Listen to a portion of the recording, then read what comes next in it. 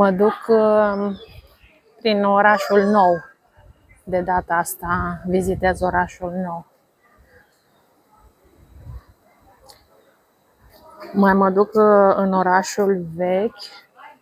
Mă duc sâmbătă, înainte să plec. Când mai mă duc la baie și la plajă sâmbătă, o să merg în orașul vechi să mai filmez. Nu știu dacă să fac live, adică nu vreau nici să cheltui, adică să plătesc internet, să verific cât internet am și dacă o să am, poate fac un live din Nesebar vechi. Aici sunt mulți de-ăștia tei. Mă duc în centru.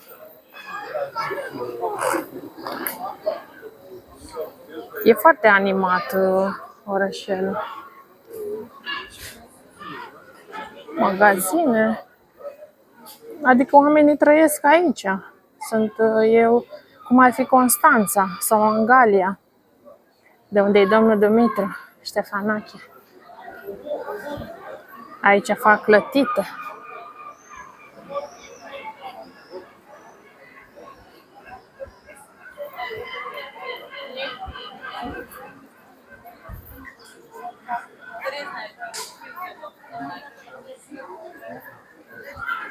Ce înseamnă să știi să îți promovezi turismul.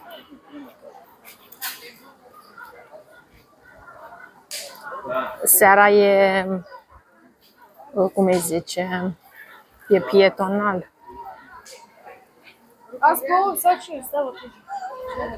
Seara e pietonală aleea asta. Ziua pot circula mașini pe aici.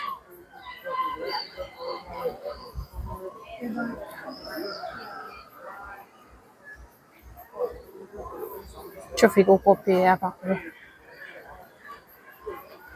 E o atmosferă super faină. Chiar dacă ești obosit, îți revii. Îți revii din oboseală. Am mâncat puțin acasă, dar ziceam să mănânc la restaurantul ăla unde e totdeauna coadă seara. Să vedem. Poate că mă întorc.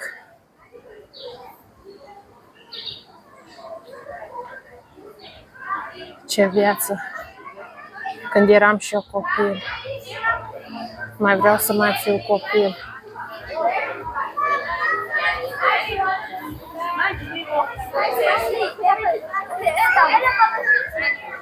Sunt nemți copiii ăștia.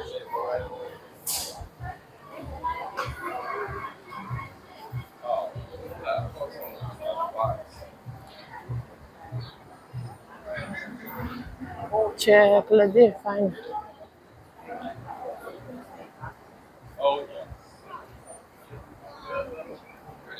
Pe aici e centru. Uite și aici e un restaurant puțin mai rustic așa. Dar am văzut că e lume, dar nu e coadă. La ăla mereu e coadă la magazinul ăla, la restaurantul ăla, la White Rose, trandafirul alb. Și e destul de dichisit orașul.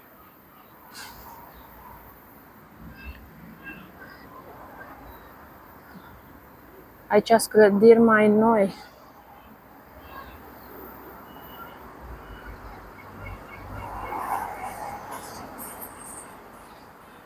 Ia să iau în stânga sau în dreapta? Hai că o iau în dreapta și cobor. Că după aia o să fiu obosită.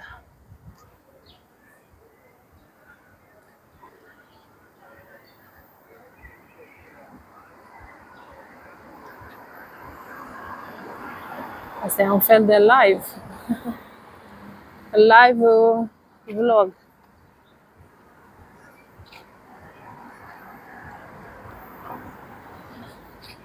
E 8:25. Arată bine ceasul.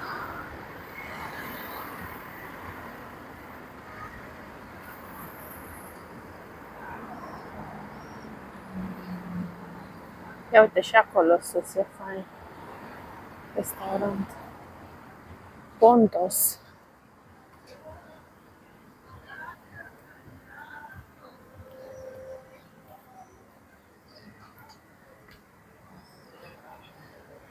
Nu știu, că de când nu mai mănânc carne, parcă mă simt vinovată dacă aș mânca carne.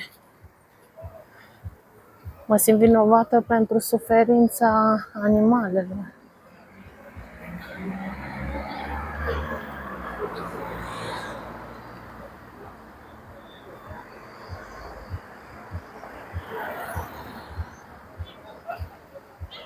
Ce clădiri frumoase!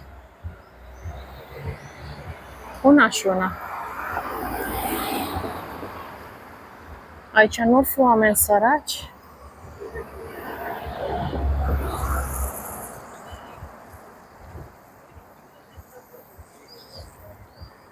Uite și aici legume, fructe.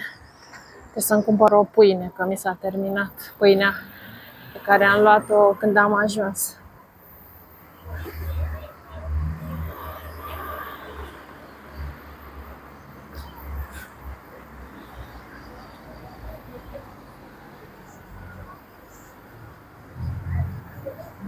Merg și eu pe drumul principal, că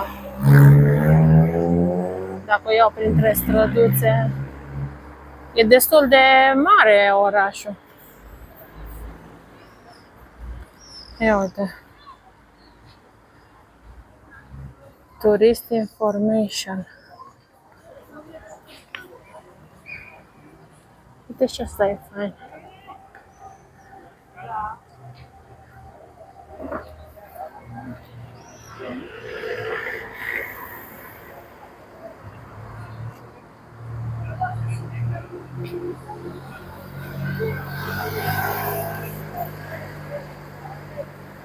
Uite, astea sunt mai vechi un pic, dar tot frumoase sunt.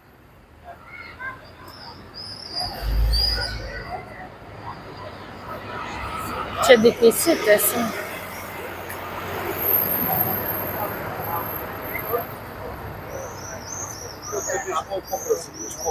Ce flori faine.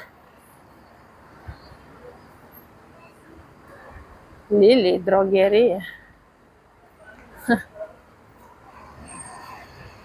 Nu știu, au un deschis aici, nu? Oare doar în Nesevar sau?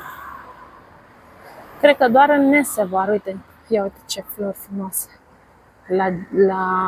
La balcon. Nu știu, doar în Nesevar, parcă. Că eu am fost și în Nisipurile de Aur. Am fost și în...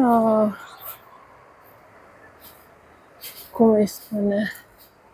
În Sunny Beach. Parcă nu erau așa dechisiți ca oamenii ăștia. Oh, ce frumos!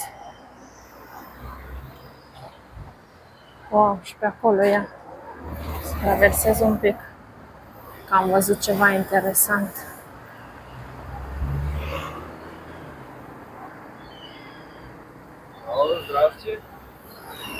Zdrastie! Stai că am uitat cum se zice bună ziua. Dobr den, dobar den. Dobar den, dobar večer, cred că spune seara.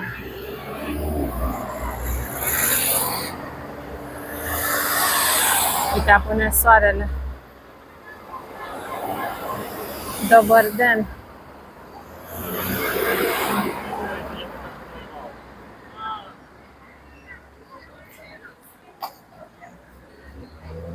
Uite, aici am văzut ceva interesant.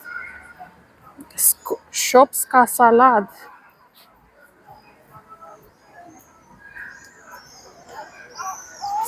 Sunt dechisite. Ia uite ce De asta fain. Asta e artificial. Da, asta nu e artificial. A? Nu e, că e, uite și pisică. Ce faci, mă, pisică?